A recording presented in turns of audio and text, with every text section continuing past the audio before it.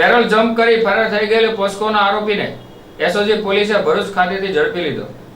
ભાવનગરની નાની સડક કુંભરના ડેલામાં રહેતો અને પોસ્કોના ગુનામાં રાજકોટની મધ્યમ જેલમાં સજા ભોગવતો કેદી રાજેશ ઉર્ફે રાજુ બાલાભાઈ સોલંકી ગત તારીખ 2/7/2024 થી 13/7/2024 સુધીની પેરોલ રજા મેળવ્યા બાદ ફરાર થઈ ગયો હતો।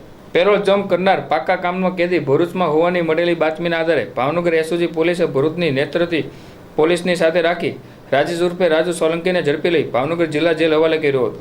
પોસ્કોના ગુનામાં સજા ભોગવતો રાજેશ ઉર્ફે રાજુ વિરુદ્ધ બોરતળાવ અને નીલમબાગ પોલીસ મથકમાં આર્મ એક્ટ, પ્રોહિબિશન, મારામારી સહિતના 5 ગુનામાં પણ નોંધાયેલા હોવાનું પોલીસે જણાવ્યું હતું।